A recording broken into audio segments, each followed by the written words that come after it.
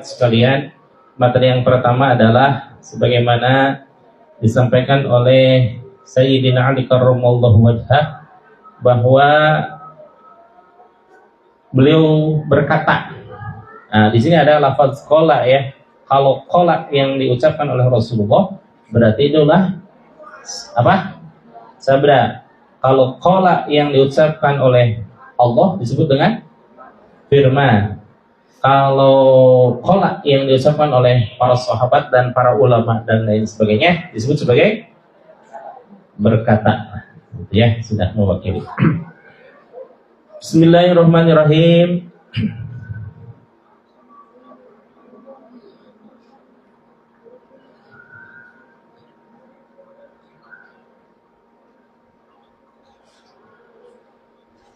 Fahadhihi, adapun ini wasiatul Mustafa adalah wasiatnya Kangjeng Nabi Muhammad sallallahu alaihi wasallam. Mustafa itu adalah nama lain dari Kangjeng Nabi Muhammad sallallahu alaihi wasallam. Sebagaimana Abi ya, kalau mengatakan berkata Abi, maka Abi itu artinya apa? Ya, Qadar. Berkata ketua yayasan. Siapa ketua yayasan? Abi juga.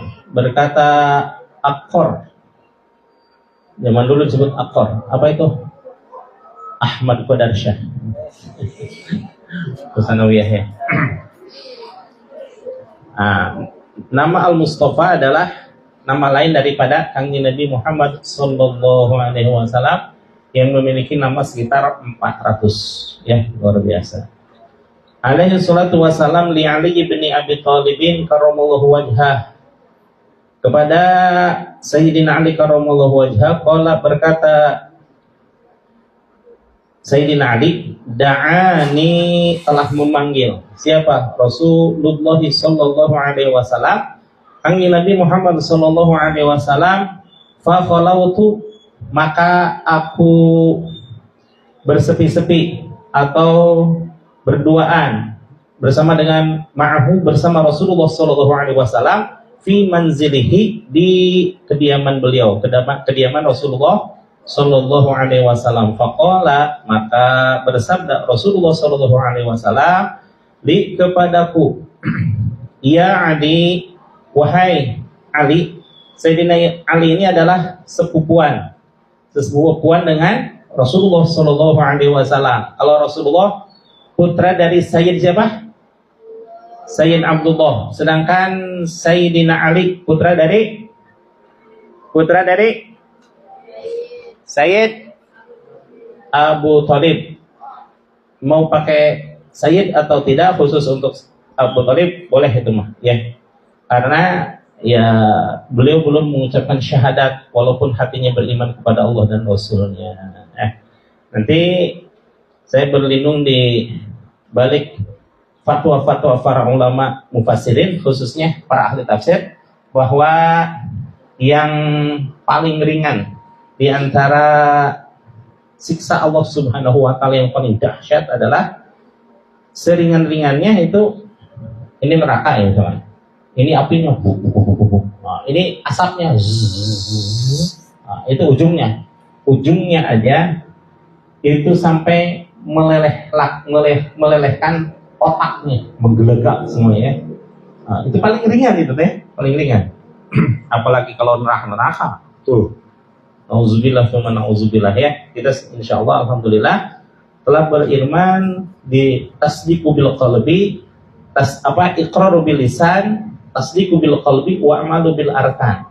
Mengucapkan dengan lisan ini bahwa kita telah bersyahadat kepada Allah dan Rasulnya, dan juga membenarkan dengan hati kita, dan juga wa'malu bil arkan, dan mengamalkan dengan seluruh anggota badan ya. Nah, kullu ummati yadkhulunal jannah. Sabda Kangjeng Nabi bahwa seluruh umatku pasti akan masuk ke dalam surga. Illa man aba, kecuali orang-orang yang enggan. Cung, di sini siapa yang enggan masuk surga? Hah? Pasti mau semuanya ya? Oh, jangankan ke surga, ke warteg aja pada mau ya. Apalagi surga.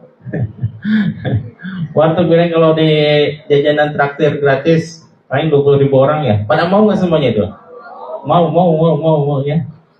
Apalagi dalam surga. Illa man aba, kecuali orang yang enggan untuk masuk surga. Faqad ya fayaqulu, maka bertanyalah para sahabat, wa may ya'ba ya Rasulullah, siapa itu orang yang enggan wahai Rasul? Man ata'ani wa man ata'a Allah wa ta'ani faqad dakhalal jannah. Siapa yang taat kepada Allah dan Rasulnya, maka dia akan masuk dalam surga. Wa man asoni, dan siapa yang mendurhakaiku, dalam artian tidak mau mengikuti sunnah-sunnah Rasul, faqad ya'ba, sungguh dia telah merasa enggan untuk masuk ke dalam surga. Subhanallah ya. Maka kita sebisa mungkin mengikuti sunnah-sunnah Rasulullah Sallallahu Alaihi Wasallam. Bahkan mengikuti sunnah Rasul itu the fast track gitu ya. Apa itu the fast track? Keren amat ini. Siapa gurunya? The fast track itu jalur tercepat ya, jalur tercepat. Kalau kita ingin berbakti kepada Allah bisa dengan berjihad. Tapi jihad kita apa? Sehebat Nabi Syam'un. Nabi Syam'un gimana jihadnya? 1000 tahun beliau berperang untuk membela agama Allah. Ya, 1000 tahun. Kita ada nggak berjihad kepada Allah 1000 tahun? Jangankan dengan pedang, ketusuk jarum aja. Udah sakit jeretannya, apalagi berperang 1000 tahun, luar biasa. Atau kita seperti halnya bersedekah, tapi sehebat apa sedekah kita dibanding dengan Sayyidatuna Khadijah?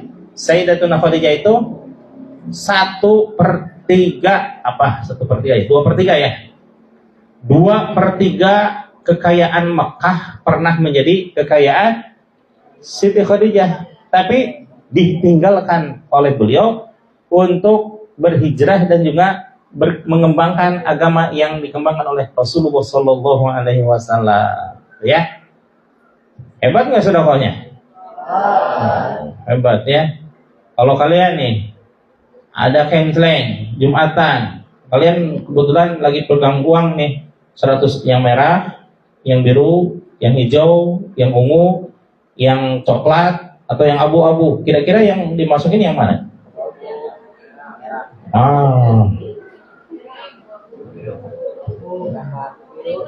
Masya Allah. Kayaknya yang nyebut merah lagi ngedongeng gitu ya, cerpen gitu ya. Ya. Kalau jajan lu kalian saboknya gitu ya, giliran kenceleng, pilih yang seringan-ringan ya. Jauh dengan Siti Khadijah ya. Wow, seluruh hartanya habis untuk perjuangan lillahi kalimatillah li izzatil Islam wal muslimin, untuk menegakkan kalimat Allah dan kejayaan kaum muslimin. Itu dengan sedekah. Tapi dengan jihad tidak sanggup, dengan sedekah tidak sanggup, dengan keilmuan seperti keilmuan Imam Syafi'i rahimahullahu taala, apa yang beliau dengar itu selamanya tidak akan pernah lupa. Luar biasa ya. Berapa katanya? Kalau kekuatan hafalan Imam Syafi'i bagaimana barusan? Tidak pernah. Itu nyalain. Itu masih nyala. Ini. Kotak. Nah,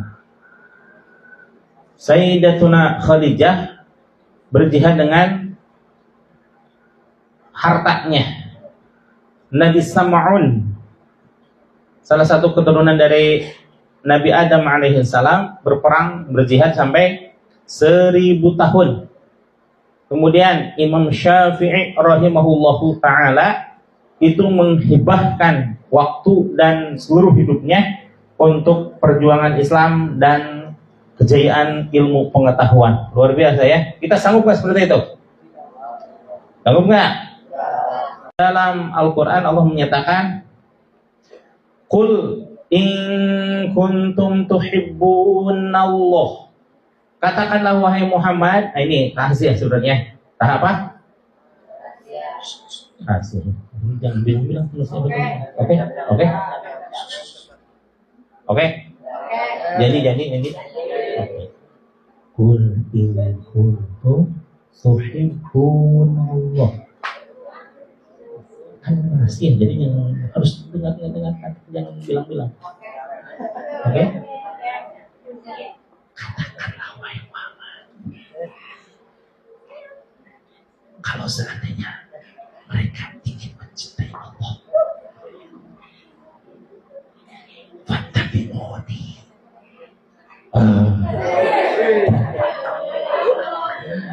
Fattabi'uni, maka sampaikan kepada mereka wahai Muhammad, cukup mengikutiku, kata Rasulullah Shallallahu Alaihi Wasallam, mengikuti sunnahku, kata Rasulullah Shallallahu Alaihi Wasallam. Sunnah berat apa enteng? Berat apa enteng? Aufa, ini cincin murah, tapi sunnah nggak ini? Sunnah nggak?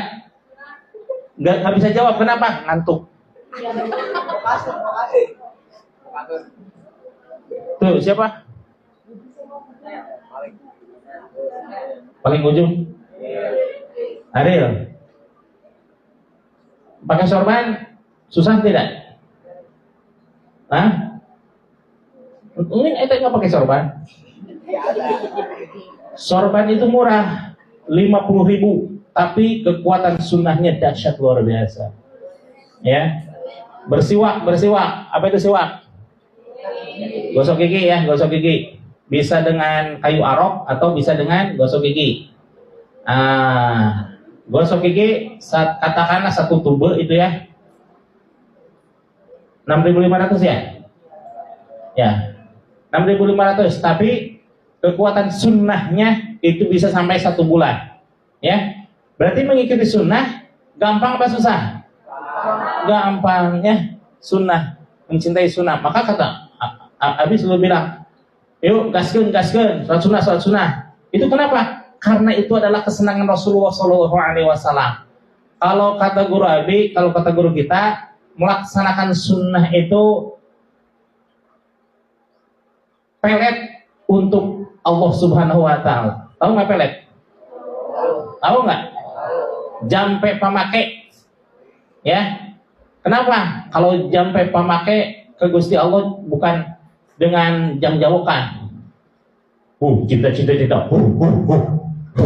Bukan begitu, bukan. Tapi dengan melaksanakan sunnah Rasulullah Shallallahu Alaihi Wasallam. Maka fattabi'uni yuhibbukumullahu. Maka pasti Allah akan mencintaimu, wa yaghfir lakum dzunubakum, dan akan mengampuni dosa-dosamu. Ya. Subhanallah, ya. 1, 2 poin ketika kita melakukan sunnah Rasul. Yang pertama apa tadi? Pasti apanya? Pasti? Kalau perhatiin ini, pasti? Kopi pelek. Pasti dicintai Allah. Apa katanya? Pasti dicintai Allah. Yang kedua apa? Pelet. Yang kedua, wa yaghfir lakum dzunubakum, dan pasti akan diampuni dosamu oleh Allah. Hebat ya. Cincin 20.000-an, sorban 50.000-an, apalagi siwak paling murah 6.500, bisa sabulanan. Ya, luar biasa itu ya. Maka jangan pernah meninggalkan sunnah, ya. Fi manzilihi, di kediaman Rasulullah Sallallahu Alaihi Wasallam. Faqala, kemudian beliau bersabda, li kepadaku, ya Ali, wahai Ali. Kenapa Rasulullah tidak mengatakan wahai Sayyidina Ali? Kenapa coba? Ya karena memang Sayyidina Ali di bawah Rasul. Sini, di sini. Sayyidina Ali di bawah Rasul, Sayyidina Ali sepupunya Rasulullah Shallallahu Alaihi Wasallam, dan ketika Rasulullah Shallallahu Alaihi Wasallam diangkat jadi nabi, Sayyidina Ali baru berusia 8 tahun. Ya, jadi wajar. Ya Ali, wahai Ali. Ya, kalau kita boleh tidak? Tidak, atau ya, masa kepada orang yang dicintai oleh Rasul kita hanya menanyakan Ali, Ali, Ali. Aduh. Kalau ke teman boleh nggak sesama teman?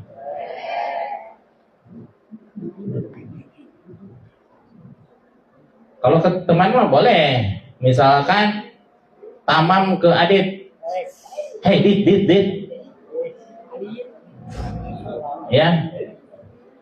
Semuanya ke teman boleh. Tapi ke orang yang dihormati oleh Allah dan Rasulullah itu sangat kita hormati. Ya Ali, wahai Ali, anta minni, engkau di hadapanku, atau engkau terhadap diriku, minni di hadapanmu, bimanzilati Haruna min Musa, seperti halnya Nabi Harun di hadapan Nabi Musa. Bagaimana Nabi Harun ketika zaman Nabi Musa alaihissalam berjuang?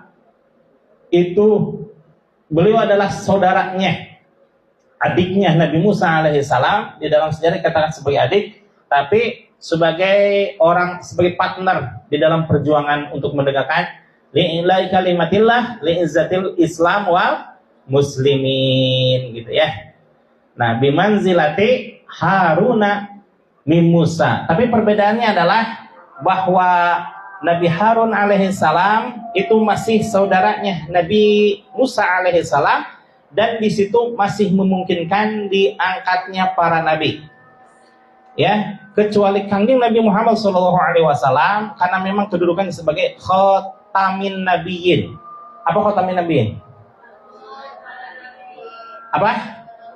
Penutup para nabi. Maka sehebat apapun kedudukan Sayyidina Ali, sehebat apapun kedudukan Sayyidina Abu Bakar, sehebat apapun kedudukan Sayyidina Umar dan Sayyidina Utsman, tetap tidak akan pernah menjadi nabi, karena kanjeng Nabi Muhammad sebagai penutup nabi, gitu ya. Harun min Musa ghairu annahu la nabiyya min ba'di, selain perbedaannya adalah tidak akan pernah ada orang yang diangkat oleh Allah menjadi nabi sesudahku, kata kanjeng Nabi. Ada nggak orang yang mengaku kanjeng Nabi, mengaku nabi setelah kanjeng Nabi Muhammad SAW? Banyak. Di zaman Nabi Muhammad ada Musailamah al-Kadzab. Bagaimana Musailamah al-Kadzab? Musailamah itu seorang tokoh Quraisy. Al-Kadzab digelari Al-Kadzab karena dia sangat pembohong. Kenapa? Karena mengaku-ngaku sebagai nabi. Di Rancaikek, Bandung, ada yang ngaku-ngaku nabi, tukang cukur. Di Bogor ada Ahmad Musaddiq, itu yang mengaku-ngaku sebagai nabi. Ada Lia Edan, iya betul ya, Lia Eden apa Lia Edan? Lia, oh betul gitu ya. Ya, kenapa? Ngaku Jibril alaihissalam. Ya, maka dia memadukan seluruh agama-agama di dunia, jadilah satu kepercayaan yang nabinya adalah dia sendiri dan malaikat Jibrilnya adalah dia sendiri. Siapa Tuhannya? Wallahu a'lam betul ya.